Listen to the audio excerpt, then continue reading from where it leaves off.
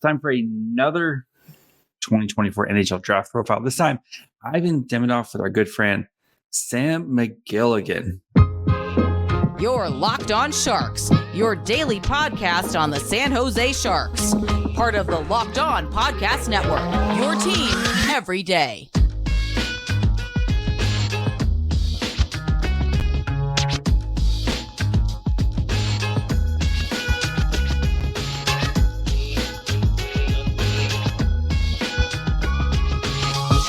Hello, welcome to Locked On Sharks, the premier hockey podcast covering your favorite team in the Bay Area. My name is JD Young, contributor at San Jose Hockey Now, and I want to thank you for making Locked On Sharks your first listen. Probably part of the Locked On Network. We cover your team every day. And if you want to be an everyday, all you have to do is just follow along wherever you get podcasts, or you can watch on YouTube as well. And we continue our 2024 NHL Draft profiles, talking about one of the most exciting and also mysterious players in the draft with Ivan Demidov, the Russian uber skilled player. And we have our good friend Sam McGilligan, who helps out our good buddy Scouching, also does work over at Puck Preps. So he's going to be joining us to discuss Demidov. And spoiler, McGilligan is super high on Ivan Demidov. So before we get into that, do want to let you know that today's episode is brought to you guys by FanDuel. Make every moment more. Right now, new customers can get $200 in bonus bets if your first bet of $5 or more hits. So visit FanDuel.com/lockedon to get started. And now we are joined by good friend Sam McGilligan. What's up, buddy? Not a whole lot. How are you, my friend? Good. If you guys don't know Sam McGilligan, he puts the ouch in Scouching as he works with our good friend Will Scouch. Also does work over at Puck Preps. And you are here to discuss somebody who I know you are very jazzed about, Ivan Demidov, the Russian forward. So before we get into it, a little bit of information on our good friend Ivan. 5'11", 168-pound forward, currently playing in the MHL. With the SKA St. Petersburg team, 23 games, 20 goals, 25 assists, and 119 shots on goal. So, Sam, as I always ask, what makes Ivan Demidov so intriguing? His feet. Oh, are we going full Rex Ryan already? A little bit. Man, his skating is like breathtaking, tier of its own in the draft. There's no close second. Well, I mean, there's a lot of good skaters, but nobody moves like him. Nobody shifts away from pressure like him. He chains moves around guys, and it looks like he's a soccer player on a hockey. When everyone else is stuck in skates, he has access to like full like cleats out there, just dancing around guys. His skill is completely unmatched. The hands are incredible. The shot is great. The tools are all there for just anything he wants to do. It's funny because like you said, he's got 20 goals in the MHL. The MHL is not like the best junior league in Russia, but it's not an elite junior league compared to, let's say, I prefer J20 in Sweden much more. But Demidov is so good that he's basically just doing whatever he wants. He's so well above the league that he's just kind of in like do whatever he wants mode. And because of that, his 45 points is actually an incredible disappointment because the guy should probably have about 80.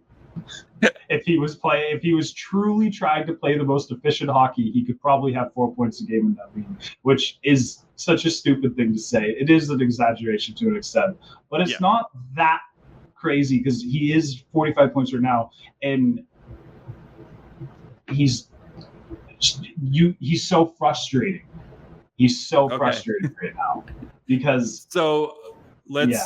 So he's so frustrating, and for reading everything, and he's playing in the MHL, which if you just a quick reminder, MHL, and then you have the VHL, which is kind of like their version of like the AHL. Then you have the KHL, which is their version of the NHL. So he's playing in a junior league, as a 17, 18-year-old. But he's kind of highlight reel or bust? Is that kind of the feeling watching him where it's kind of like, so that's the frustrating part? It's because I don't know if it's boredom. I don't know if it's just bad habits because nobody's ever been able to do anything for him. When I first saw Ivan Demidov, it was last year in his D-1. That tape is better than any player this year, including college Celebrini. Like, it's close, college Celebrini, but like Ivan Demidov last year was about the best, most exciting player I think I've ever watched. He was in a draft. I watched this in a draft that had Bedard, Fantilli, Michkov, Carlson, Smith, all of those guys, and I think Demidov is more fun than all of them because he would just skate circles around three dudes at the same time, every one of them committing, and he would just whoop, whoop, whoop through everyone, spin off guys. He uses the Mohawk stance, that like funny little like where they open their legs and they just like turn like that. He uses it so effortlessly that it makes it look like, why isn't everyone else doing it? Even though there's lots of reasons why NHL players don't do it, but he does it with so much speed. And his pivots are so sharp. Nobody, like, as soon as he catches an edge, you just watch other dudes. They're waiting for the moment, and they still can't keep up with him. This is the same when he's in. He's played pro games, and they couldn't touch him there either. He just didn't do the right thing. That's what I was gonna say. That's my question. So, like, yes, all this sounds awesome, but once you like start kind of working your way up, right? You have to play against men, et cetera, and pro hockey coaches. This is going to be like one of those things where like coaches hate that, right? Yes, you want creative players and stuff, but you also want guys who are going to like not make dumb mistakes. And is this a thing where you think it's going to be able to like kind of rein back, or is this going to be one of those things where he's just maybe is going to struggle with his entire career? I don't think he's going to struggle with his entire career, mostly because the thing with Demidov is you just see him actively make the decision to not do certain things, right? Like he won't take a certain passing lane, even though it's there, and you'll be like, brother, why aren't you just making the pass? It's so much easier for you if you just make the pass. But the amount of time he basically does it half the time, and then the other half he just says, nah. It's kind of like a bit like, well, this is something that people said about Will Smith last year. They got frustrated with him, especially I myself early on, because he was opting to just take the puck and do unbelievably hilarious but dumb things. And you'd be like, bro, what are you doing? But then as the year went on, you started to catch the pattern. I was like, he knows those passing lanes are there. He can hit them. There's not a concern that he can hit them or not. He's just choosing not to do it. Like so many high-end players at this age are going to do, because it's like, why I would do it too if I was that good. I just, Yes. So with Demidov, there's that. There's the other aspect. This one's a bit harder to speak on because I don't. For those who remember the Michkov conversations last year, it was all like first half of the season when he was playing with SKA, which is the team, the organization at least that Demidov is with. He was like, this is Matvei Michkov. This is the guy. It was really kind of like, sure. Yes. Okay. But then he got loaned out. And the first game was like, oh, that's Matvei Michkov. And at this point, I think everyone's just like, is Demidov going to get loaned out? Because I would like to see him play anywhere else. We don't get to see him at the World Juniors, which he would have probably not been picked for, because they don't take underagers often, but I wish they would take him. They should have. And he would have danced around the Canadian team in circles. Nobody on the Canadian defense would have been able to do anything to him. He is probably the most dynamic player of the last 4 years outside of like Bedard and Tilly. Like, he's in the Eklund grouping at minimum and only goes higher. Like, Eklund's caliber is like the lowest I would place him, which I don't really think the 2024 draft is filled with a lot of exceptional talent, especially once you get past like the 4th, 5th pick.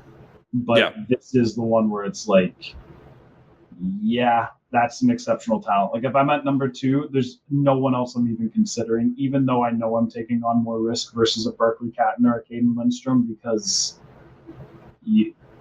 how do you not, right? Like, how do you let a guy like this kind of slip through your fingers? He's an incredible player. There's so many flaws. Don't get me wrong. He's frustrating. Yeah. And there's a chance that, like, if you sat down and you talked with him, you ran through game tape with him, you would walk away going, I don't know anymore.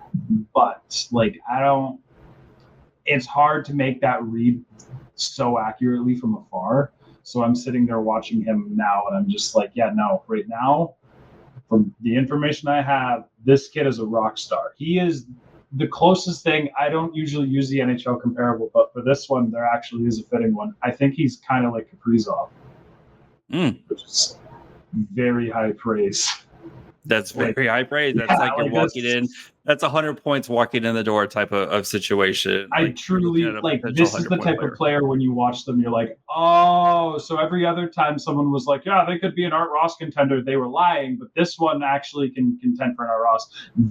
Will and me were talking about this, and he was like, we were just like, this guy could be on the Hall of Fame. Like, I think Will said it on his ranking stream we did on Monday. He could be on cereal boxes, was like the way that he said it. He's so good, and he's such like, if he pops, he will be like one of the most sold jerseys in the league. He will be like, a fan base will worship him, whoever gets him. Yep. Like, he's the star. He's the guy. He's got an aggression to his game. Like, it's fine. I've been waiting to lead into this. There is an aggression to Ivan Demidov. All right, guys, before we continue with our good friend Sam, we get more into Demidov, and then we also talk about a little bit about Sam's early 2024 rankings, and I grill him on his Levshunov ranking. So before we get into all that, do want to take a quick break here. The Super Bowl is almost here, and what better way to celebrate than with FanDuel, America's #1 sportsbook? If you're like me, Super Bowl Sunday, it's a great day, right? You're going to get the best seat on the couch. Make sure you have some of your favorite foods ready to go, plenty of snacks, and nothing better than placing a couple bets. FanDuel has so many ways for you to end the season with a W or 2 or 3. Again, I love the Christian McCaffrey rushing touchdown and receiving touchdown in this game. Maybe if you want to parlay that with a Niners win, I think Kyle Shanahan exercises the ghost. I think the Niners finally become victorious. So not only can you bet on who's going to win Super Bowl 58, FanDuel is bets for which player will score touchdowns, how many points will be scored, and basically any prop under the sun. New customers join today, and you'll get $200 in bonus bets if your first bet of $5 or more wins. So visit FanDuel.com/lockedon to sign up. That's FanDuel.com/lockedon. Make every moment more with FanDuel, an official partner of the NFL. Okay, that's really quick before you get into that. And we hear with Mike Grier, right? Mike Grier wants fast, aggressive, in-your-face type of players. That doesn't mean you need to be 6'5", 230 pounds. Like we see Eklund, right? Eklund is not the biggest guy in the world, but he plays with that fast, aggressive style play. So don't just kind of be like, oh, Mike Grier isn't going to want a player like this because, again, he's 5'11", 168 pounds as a 17, 18-year-old kid. It's all about the style of play. So get to your aggressive. Go ahead. The pace this kid plays with, sometimes it can be very slow and frustrating when he's just kind of in the like whatever zone. But the problem with him is solely he is chasing the highlight on every play. He's basically charging at defenders straight on and trying to put this puck through their legs every time, when he can just go on his edge for a millisecond and already beat people. Like, he's got that, he can shift laterally like I've never seen. There are highlights of him dangling one dude while a second defender comes in to stop him. He just slightly points his feet another way, and it looks like the other guy didn't know how to skate. He can't keep up with them. He can't turn fast enough. His momentum's off, his angle's off. Then Demidov gets around him, slightly moves his feet, and he's gone 90 degrees facing towards the net with a third defender coming in. He moves his feet ever so slightly again. Now he's angled away from that guy, shooting on the goalie, and three defenders are like, what happened? All of this happens in like maybe 2.5 seconds. maybe, It's just probably less. lightning quick. Lightning. Players. I'll send you clips for this, just because like I won't make these comments without sending you the highlights. Like the highlights are there. They are holy.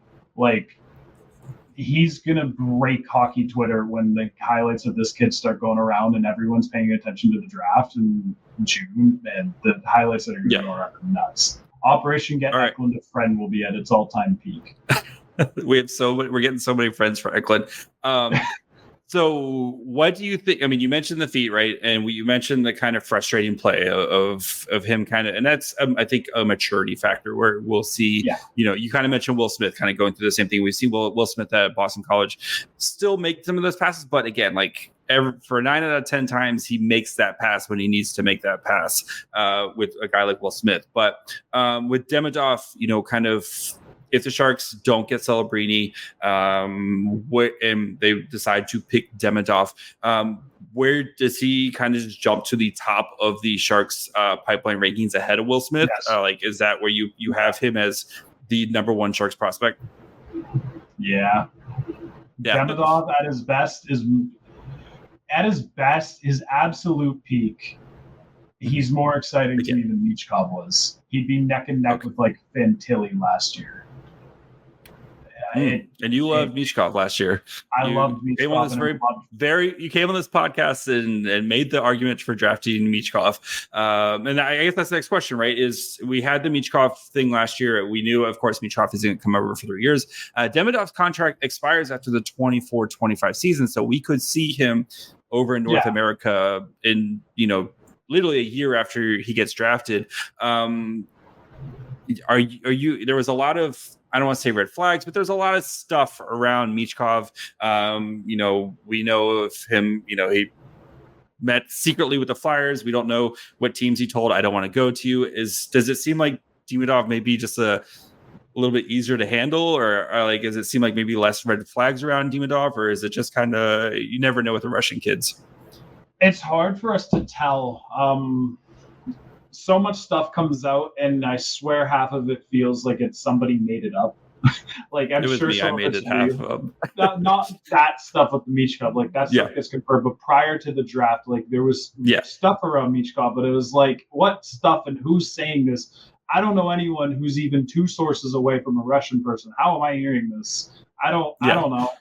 Like Michkov, it was also had like esteemed status in Russia during a very interesting time to have esteemed status in Russia. I feel like that gave him leverage that like other Russian players may not usually have.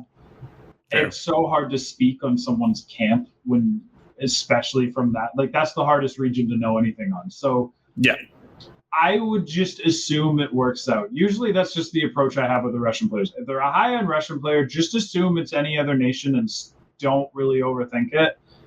Okay. If there's issues with the camp and stuff, they'll probably start to show up ahead of time. But and we're so far out right now from the draft. Yeah, like right? we're 6 months out right now. So it's crazy how far we are right now. Like Demidov's got time to reveal something, I guess. But I think for the most part, like he'll be pretty receptive to go to any team. Like I'd be surprised if it was otherwise. And I think San Jose is like a great team for Demidov too. And is not like any team that's going to be drafting him unless he falls is going to be a contender. So he's not like, that's not going to be a part of it, right? Every top end prospects know they're going to like a team that's in the middle of a rebuild. San Jose's got wicked pieces to play with. Like Eklund is about as fun a young player. You can be like, look, man, Eklund's a center now. Like look who you can play with. Will Smith is Will Smith's gonna like by the time Demidov comes over to you, like Will Smith's gonna be a Shark, whether it's at the end of this season or at the end of next season, if they send him back to Boston College for another season. Like, look, you get to go play with these dudes who are like some of the most creative, high-end like guys in the past couple seasons. Actually, so. In fact, now that I'm actually thinking on it, I was going to say an Eklund Smith Demidov line would be sick, and it would, but it almost wouldn't be worth it because it'd be too sick, and only one of them gets the puck at a time, and it almost would be wasting the assets to stack them on a line like that. When that's why you put Musty on there and let Musty go crazy. Quentin Musty just would be an interesting fit with Demidov. actually. Because Musty just bulldozing people and Demidov just So Musty and they would feed off of each other. I mean, Ivan's got a little bit of he's got to get better playing through contact. He definitely struggles with this. There's another Russian player who I adore to death, Nikita Artomonov. He's shredding the KHL. He's 1,000% a KHL player. If you send him down to a lower league, he'd look probably worse than he does now because he's so used to playing a KHL pace. Demidov struggled when he went up, but not because not for reasons where it's I'm going to see him struggling long term. In a year or two, Demidov will be the best player in the KHL, without question. He will be just ripping it apart like Kaprizov did. He's just, I don't know. Sometimes with the Russian junior players, they just get a little tunnel vision. They get a little focus. It can happen to any region, so maybe it's not even a Russian thing. It's they get tunnel vision. They get bad focus sometimes. Almost like bad habits because they don't. There's no consequences if they're they're the best player playing amongst children. They can kind of do whatever they want. And they try to kind of get away with whatever they want. So. Really quick, before we kind of get into the 2024 draft, what do you think is his timeline before he is in the NHL? So, he comes over after his contract and is over done with in the KHL. I would assume he probably spends at least half a year to a year in the AHL to at least get used to the North American game, get used to North American coaching. And then are we looking at a potential Calder trophy? Yeah, I think that's a good. I think that's the right way of looking at it. He's definitely needs a full season of playing pro like a pro, without question. Yeah, which I'm hoping is next year. Then you get the transitional year of him coming over, or he stays over there for a year, maybe comes over, plays the AHL. I kind of view him on the Brad Lambert path personally, where Lambert did the year of junior where he was nope. I'm just Brad Lambert. You do try and stop me. Then he went to the AHL this year and is absolutely destroying the AHL. And it's I know. Okay. Well, believe me, I check quite often. Yeah. So do I. I like Philip Massar, but we messed up too. Don't worry. Yeah, I check quite often on Big Bad Brad. So, yeah. And Brad's 100% an NHL player next year. He looked unbelievable in preseason this year. He was the best player from that draft in preseason. When I watched him, I was oh my goodness, he looks incredible. Actually, I'm mixing this up. It was after the draft. I remember watching him in preseason when he had a few games with Winnipeg. And I was oh wow. I don't even think I watched him his head with the Jets this year, but I watched him in the AHL and was oh my goodness. They literally can't stop him if they tried. And that's kind of going to be the path that Demidov, I think, goes on. And when he does show up to the NHL and he's ready, the human highlight reel will start almost instantly. All right. He might even be ready sooner. Just saying. I'd say 2 years currently, but it could be a lot better than that. Shakir Mukabadulin slinging passes to Ivan Demidov. Get used to it.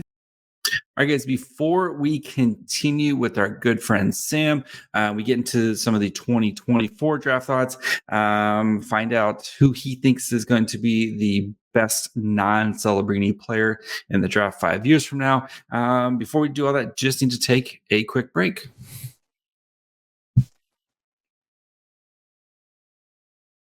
All right, let's swing over to some of your broader 2024 draft. You released your rankings. Of course, you did have Macklin Celebrini number one. I think that's pretty much locked in stone, unless Celebrini blows out his knee or something like that. Celebrini's he's hashtag good.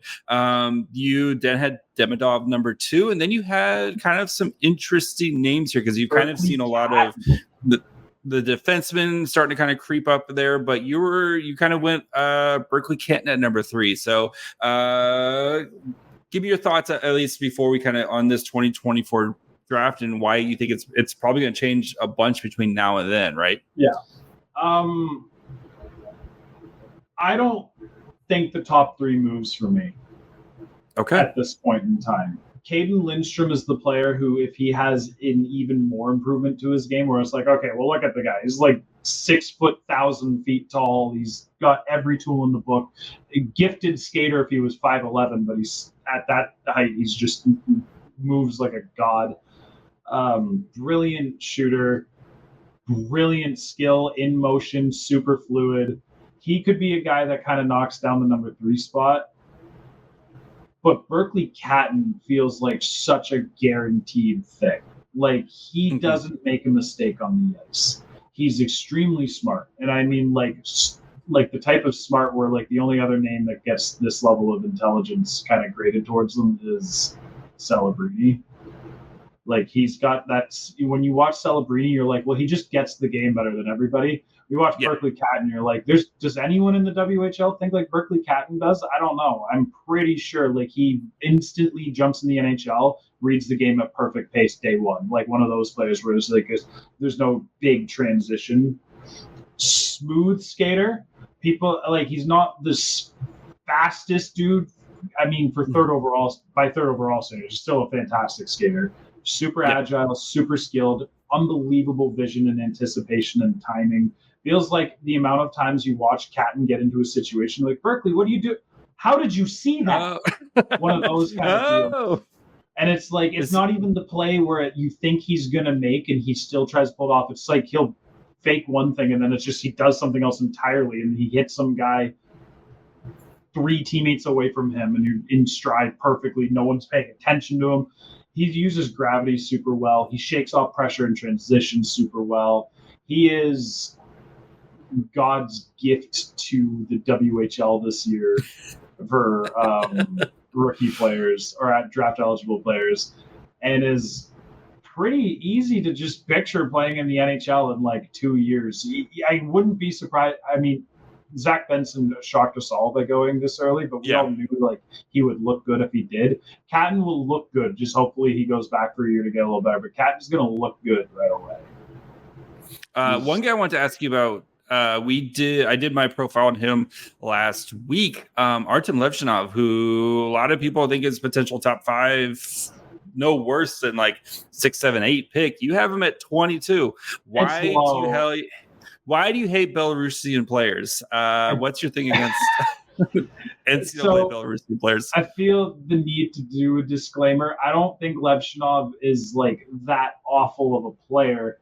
I personally don't have interest. I look for a specific type of style. I always kind of like vision this, like if I'm building a team out, I need defenders who do these roles specifically. You only get 4 top 4 defenders. You kind of need all 4 to have a level of synchronization between them, a harmony in the way they play. Levshunov is a very chaotic defender in a way that I'm not comfortable with. And there's a lot of things that can go wrong. He has really fluid passing in motion, and great vision with it too. I'm not really concerned about that part. I think that'll be like a day one, like step in the NHL, and it'll project pretty well. Yeah. Defensively, I don't know what the hell he is. He can be good to the point where I'm like, okay, maybe I am underrating you, but then he'll go 3 shifts actively trying to disprove me on this. And it's like on that line where I can't tell if it's a thing to be concerned about or not. I do feel like he's going to trend upwards, not down. There's 0% chance like 22 is the absolute lowest. And it's like, that's the nice thing about a January board. It's like, I'm not trying to say like come June, I think he's 22, but right now I thought of 21 guys that I right now prefer. He shoots a lot. And by far the scariest thing. And I don't know if I talked about Denton Matejchuk with you specifically, but he's basically Denton Matejchuk from 2022 when Matejchuk would do nothing but play 4th forward a lot. I do like that. Defense is for nerds. Go score points. I can't see if that's your thing, then you're gonna be a huge fan of Levshunov. I love the 4th forward thing very selectively. It Yeah. scares me a lot because when I watch NHL games, I'm like, how many defensemen actually play like this? And the answer is, well, almost none. And then I look Erik at guys Karlsson. like Matejchuk. Yeah, but he's not Erik Karlsson. He's not Erik Karlsson. There's only one Erik Karlsson. Yeah. Yeah, right? Yeah. Like, it scares the hell out of me because he doesn't have that level of super advanced passing. Like, I mean, like, he can just hit guys in stride really nice and things like that. Like, passing through 3 layers of defense and, like, nailing your forward in stride and all that type of stuff. It's rare in his game. If you lose Artom Levshunov in the defensive zone because you watch the puck go elsewhere and like a big scramble happen, and you're like, oh, he's not over at the right spot anymore. Where is he?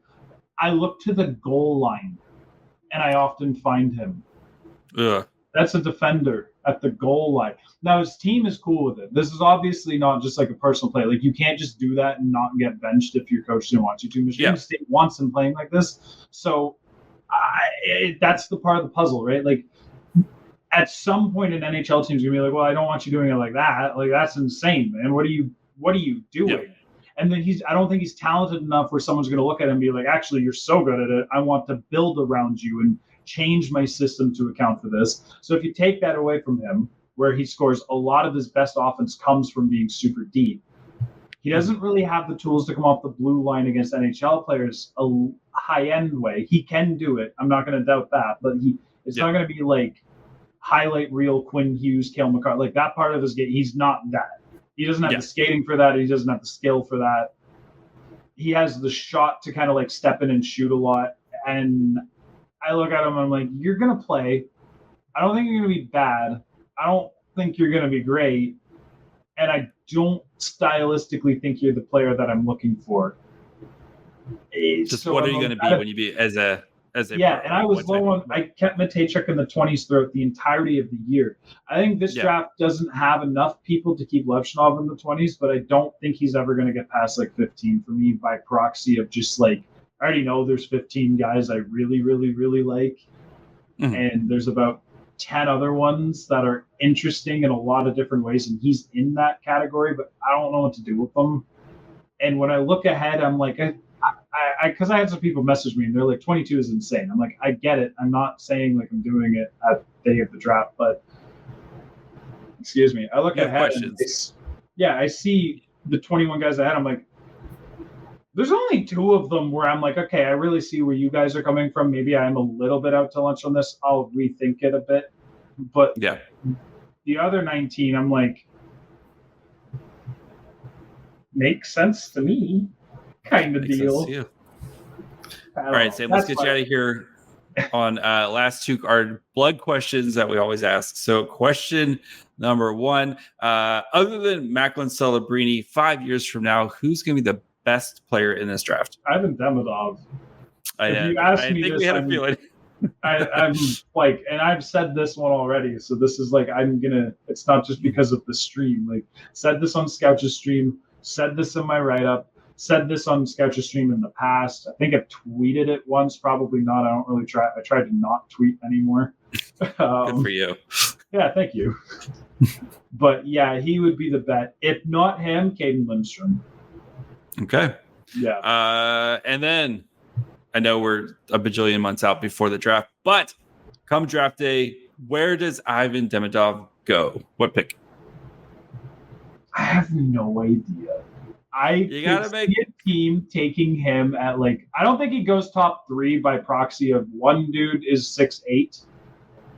Like, Anton Salayev is a monster, and NHL teams can't stop looking at guys that height and going Victor Hedman and taking one. Cole Yzerman scores too many goals, but I think the NHL might actually sour on him a bit, or at least it just takes 1 or 2 teams to let him fall a little bit. Caden Lindstrom is almost a guarantee in my eyes to go like 2nd overall by the time the draft comes because he's so big and monstrous. Wouldn't be surprised if some random narrative comes and he Slafkovskys himself into 1st. It shouldn't happen, but I wouldn't be surprised. No. It wouldn't be as bad as that one. We'll get there about 3 weeks before the draft. You know how this goes. Right? Yeah. I think those 3 have the top 3 kind of on lock. Maybe Levshunov, and then it could be anybody. Like, it feels extremely open from the NHL's perspective. And it just takes one team to look at that feat and go, you literally do not get guys like this unless you draft them. Like, that's all it's going to take. But who does it? I don't know. Is there going to be that Russian factor thing? I don't know. How many teams are going to talk themselves out of it for some random reason that kind of doesn't make sense, and then take like a dude who might be a second line guy in the best case scenario? It's so hard to guess. I would say the number for me is 7, specifically because that's how many teams passed until Eklund was taken, and I feel like this is probably the most comparable situation. Congrats, Montreal! You got Ivan Demidov. As of right now, 7? Montreal's as of January 31st, Montreal is 7th. So I know that would make you really excited. Clip this when it happens. Just kidding. They won't pick him. They'll take Levshunov and I'll cry. Yeah, a man can dream. Sam, you've said it all. Where can the people find you, buddy?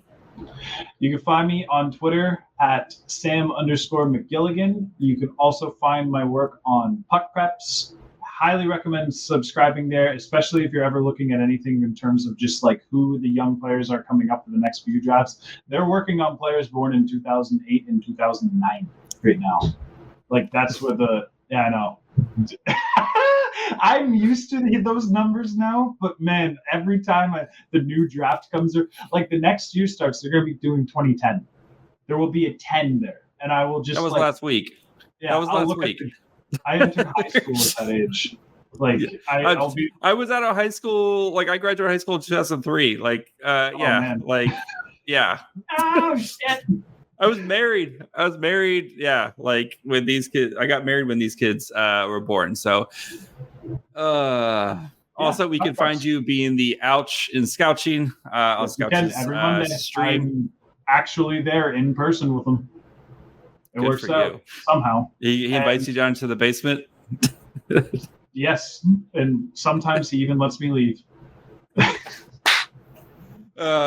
Sam, you said it all. We'll catch you again. I'm sure you will be back multiple times as we continue our draft coverage. So until next time, buddy. Thanks for having me. All right, guys. Hope you enjoyed my conversation with Sam McGilligan on Ivan Demidov. If the Sharks are top 3, I struggle to see them taking Demidov, just because I think there's a lot of questions right with Demidov, and especially the Russian factor, et cetera, et cetera. But if the Sharks sneak out and maybe they're sitting at 5, I think there's a legitimate question, kind of like the Michkov question last year, but maybe with not as many red flags. And again, we're recording this in January, so by the time we get to the draft, there'll probably be a lot more clarity on kind of Demidov and his future. Again, there's so much you have to kind of take into account with the Russian players, but he's super exciting. There is the big risk reward, but it sounds like if he hits, he is going to be an absolute home run of a hit, which would pair really nicely with Musty and Smith and Eklund and Gushin. So I'm curious to see, as we get kind of more and more on the draft, what happens with Demidov and where kind of how things shake out with him again. Recording these super early, but people want draft profiles, and I love recording draft profiles. So that's going to be it for me today. We'll be back next week where we're going to look at where the Sharks stand almost, 11 months, I guess, after 12 months or almost to a full year after the Timo Meier trade. I got to kind of dig into that and see how the Sharks are looking after it. And then we're going to, of course, have AHL All-Star coverage, because I will be in San Jose covering the AHL All-Star game. So look for, especially on YouTube, going to have plenty of content there for that. So yeah, that's going to be it. Make sure you're following along wherever you get podcasts. And of course, you can watch on YouTube as well. You can follow the show on Twitter, Facebook, and Instagram at Locked On Sharks. You can follow me on Twitter at MyFryhole. Till next week. Bye, friends.